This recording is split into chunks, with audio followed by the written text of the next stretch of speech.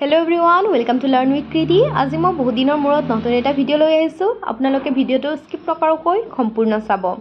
আজি মই প্ৰথমটো প্ৰশ্ন দিয়া হৈছে বাণ ৰজাৰ জীয়ৰী উষাক কোনে বিয়া কৰাইছিল? অপশ্যন নম্বৰ এ দিয়া হৈছে অনিৰুদ্ধ, বি দিয়া হৈছে শ্ৰীকৃষ্ণ, চি দিয়া হৈছে শিৱ আৰু ডি দিয়া হৈছে বলৰাম। ইয়াৰ শুদ্ধ উত্তৰটো কি হ'ব আপোনালোকে নিশ্চয় কমেণ্ট কৰি জনাব। নেক্সট, ডিস্কভাৰী অফ আছাম কিতাপখনৰ ৰচক কোন? এ জ্যোতিপ্ৰসাদ আগৰৱালা, বি জৱাহৰলাল নেহেৰু, চি সতীশ চন্দ্ৰ কাকতি, ডি হেমচন্দ্ৰ গোস্বামী। শুদ্ধ উত্তৰটো হ'ব অপশ্যন নম্বৰ চি সতীশ চন্দ্ৰ কাকতি। ইয়াৰ পাছৰটো প্ৰশ্নত কি দিয়া হৈছে চাই লওঁ। ইয়াৰ পাছৰ প্ৰশ্নত দিয়া হৈছে ডিস্কভাৰী অফ ইণ্ডিয়া কিতাপখনৰ ৰচক কোন? এ জ্যোতিপ্ৰসাদ আগৰৱালা, বি জৱাহৰলাল নেহেৰু, চি সতীশ চন্দ্ৰ কাকতি, ডি হেমচন্দ্ৰ গোস্বামী। ইয়াত চাৰিটা অপশ্যন দিয়া হৈছে, তাৰে ভিতৰত শুদ্ধ উত্তৰটো হৈছে option number B Jawaharlal Nehru. Jawaharlal Nehru হৈছে ডিস্কভাৰী অফ ইণ্ডিয়া কিতাপখনৰ ৰচক। আৰু যিসকলে BEd দিম বুলি ভাবিছে তেওঁলোকে কমেণ্ট কৰিখিনি নিশ্চয় জনাব, কিয়নো কম্পিটিটিভ এক্সাম চিলেবাছ কেনেকুৱা আহিব আৰু তাৰ লগতে কেনেধৰণে প্ৰিপেৰেশ্যন কৰিব লাগিব মই আপোনালোকক নিশ্চয় ভিডিঅ' দিম। নেক্সট, সতীসাধনী কোন বংশৰ আছিল? এ বৰ্মন বংশ, বি পাল বংশ, চি দানৱ বংশ, ডি চুতীয়া বংশ। ইয়াৰ শুদ্ধ উত্তৰটো হ'ব অপশ্যন নম্বৰ ডি চুতীয়া বংশ। নেক্সট, ভাৰতীয় জাতীয় কংগ্ৰেছ কোন চনত গঠিত হৈছিল? ইয়াৰ উত্তৰটো আপোনালোকে সকলোৱে জানে। ইয়াৰ শুদ্ধ উত্তৰটো হৈছে অপশ্যন নম্বৰ এ 1885। 1885 চনত ভাৰতীয় জাতীয় কংগ্ৰেছ গঠিত হৈছিল। তাৰ পাছৰ প্ৰশ্নত কি দিয়া হৈছে চাই লওঁ। ইয়াৰ পাছৰ প্ৰশ্নতে যোৱাৰ আগতে যিসকল নতুনকৈ এই চেনেলত আহিছে চেনেলটো ছাবস্ক্ৰাইব কৰিবলৈ নাপাহৰিব। নেক্সট, অৰুণাচলৰ ৰাজধানী কি? A Kohima, B Itanagar, C Shillong, D ওপৰৰ এটাও নহয়। ইয়াৰ শুদ্ধ উত্তৰটো হৈছে চাৰিটাৰ ভিতৰত অপশ্যন নম্বৰ বি অৰুণাচলৰ ৰাজধানী হৈছে ইটানগৰ। ইয়াৰে পাছৰটো প্ৰশ্নত কি দিয়া হৈছে চাই লওঁ। মোৱামৰীয়া বিদ্ৰোহ কিমান চনত হৈছিল? এ 1969 চনত, বি 1869 চনত, চি 1857 চনত আৰু ডি 1769 চনত।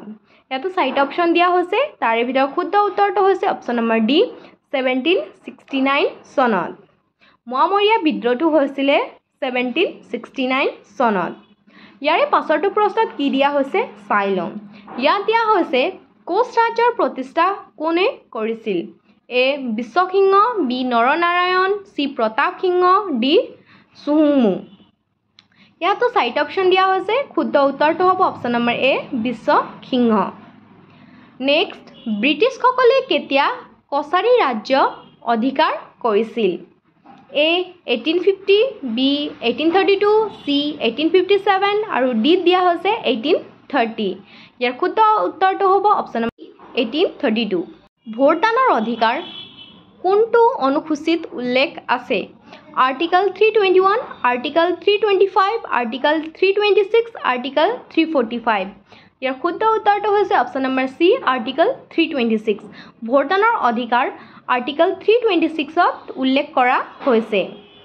টোকলাই চাহ গৱেষণা কেন্দ্ৰটো কোন জিলাত অৱস্থিত? A Jorhat, B Golaghat, C Sonitpur, D Morigaon. ইয়াৰ চাৰিটাৰ ভিতৰত শুদ্ধ উত্তৰটো হ'ব option number A Jorhat. Tocklai চাহ গৱেষণা কেন্দ্ৰটো যোৰহাট জিলাত অৱস্থিত। ইয়াৰে পাছৰটো প্ৰশ্নত কি দিয়া হৈছে চাই লওঁ। ইয়াৰ পাছৰটো প্ৰশ্ন দিয়া হৈছে আমলখি আৰু নেমু টেঙাত কি ভিটামিন থাকে? এইবিলাক আপোনালোকে ভিটামিনৰ বিষয়ে ভালদৰে চাব, কিয়নো ভিটামিনৰ প্ৰশ্নবিলাক যিকোনো কম্পিটিটিভ এক্সামত অহা দেখা যায়।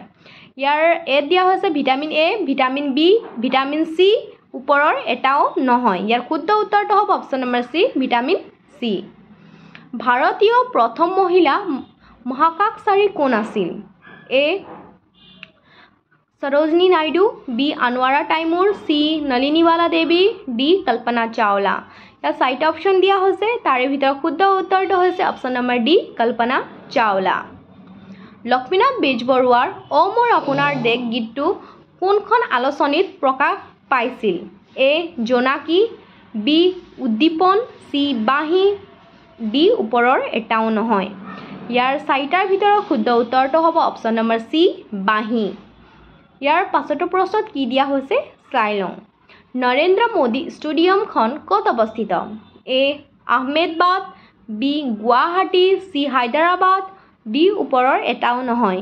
ইয়াৰ চাৰিটাৰ ভিতৰত শুদ্ধ উত্তৰটো হ'ব option number A Ahmedabad. Narendra Modi ষ্টেডিয়ামখন আহমেদাবাদত অৱস্থিত। ইয়াৰ পাছতো দিয়া হৈছে জিম্বাবৱেৰ ৰাজধানী চহৰ কি? A Patna, B Harare, C Shillong, D ওপৰৰ এটাও নহয়। ইয়াত চাৰিটা অপশ্যন দিয়া হৈছে, তাৰে ভিতৰত শুদ্ধ উত্তৰটো হৈছে option number B. Next, Ahom সাম্ৰাজ্যৰ শেষৰজন ৰজা কোন আছিল? এ চুহুংমুং, B Gadadhar Singha, C Purandar Singh, D ওপৰৰ এটাও নহয়। ইয়াৰ শুদ্ধ উত্তৰটো হৈছে option number C Purandar Singh. Ahom সাম্ৰাজ্যৰ শেষ ৰজাজন আছিল পুৰন্দৰ সিং। নেক্সট প্ৰশ্নত কি দিয়া হৈছে চাই লওঁ। ইয়াত দিয়া হৈছে অসমৰ দ্বিতীয়গৰাকী মুখ্যমন্ত্ৰী কোন আছিল? A Gopinath Bordoloi, B Anowara Taimur, C Akbar Hydari, B Bishnuram Medhi. ইয়াত চাৰিটা অপশ্যন দিয়া হৈছে, তাৰ ভিতৰত শুদ্ধ উত্তৰটো হ'ব option number D Bishnuram Medhi. Next, শিক্ষাৰ অধিকাৰৰ সংবিধানৰ কোনটো অনুচ্ছেদৰ লগত জড়িত? 21A, B 12, C 15, D 13B। ইয়াতো চাৰিটা অপশ্যন দিয়া হৈছে, তাৰে ভিতৰত শুদ্ধ উত্তৰটো হ'ব অপশ্যন নম্বৰ এ 21A। ই শিক্ষাৰ অধিকাৰ সংবিধানৰ লগত জড়িত হৈ আছে, অনুচ্ছেদৰ লগত জড়িত হৈ আছে। অসম ৰাজ্যিক চিৰিয়াখানা ক'ত অৱস্থিত? যোৰহাট, গুৱাহাটী, গোলাঘাট, ডিব্ৰুগড়। ইয়াৰ শুদ্ধ উত্তৰটো হৈছে option number B Guwahati. Assam ৰাজ্যিক চিৰিয়াখানাখন গুৱাহাটীত অৱস্থিত। ইয়াৰ পাছৰে প্ৰশ্নত কি দিয়া হৈছে, আৰু এইবিলাক প্ৰশ্ন সকলো কম্পিটিটিভ এক্সামৰ কাৰণে ইম্পৰ্টেণ্ট হয়, লগতে BEd এণ্ট্ৰেন্স যিসকলে দিবলৈ ইচ্ছুক সেইসকলৰ বাবেও অতি প্ৰয়োজনীয় হয়। প্ৰথম অসমীয়া শিশু চলচ্চিত্ৰখনৰ নাম কি? এ অবুজ বেদনা, বি জয়মতী, চি মইনা, ডি ওপৰৰ এটাও নহয়। ইয়াৰ শুদ্ধ উত্তৰটো হৈছে অপশ্যন নম্বৰ এ অবুজ বেদনা।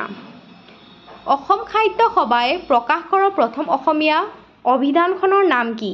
এ হেমকোষ, বি আধুনিক অসমীয়া অভিধান, চি চন্দ্ৰকান্ত অভিধান, ডি ওপৰৰ এটাও নহয়। শুদ্ধ উত্তৰটো হৈছে অপশ্যন নম্বৰ চি চন্দ্ৰকান্ত অভিধান। ইয়াৰ পাছৰটো প্ৰশ্নত কি দিয়া হৈছে চাই লওঁ। ইয়াত দিয়া হৈছে মণিৰাম দেৱানক কিমান চনত ফাঁচি দিয়া হৈছিল? এ 1826 চনত, বি 1857 চনত, চি 1876 চনত, ডি 1858 চনত। ইয়াৰ শুদ্ধ উত্তৰটো হ'ব অপশ্যন নম্বৰ ডি 1858 চনত। নেক্সট, ভাৰতৰ প্ৰশাসনিক ব্যৱস্থাৰ মুৰব্বী কোন? এ ৰাষ্ট্ৰপতি, বি মুখ্যমন্ত্ৰী, চি প্ৰধানমন্ত্ৰী, ডি ওপৰৰ এটাও নহয়। ইয়াৰ শুদ্ধ উত্তৰটো হ'ব অপশ্যন নম্বৰ এ ৰাষ্ট্ৰপতি। ভাৰতৰ প্ৰশাসনিক ব্যৱস্থাৰ মুৰব্বী হৈছে ৰাষ্ট্ৰপতি। অসমৰ কাক লায়ন মেন অফ আছাম বুলি জনা যায়?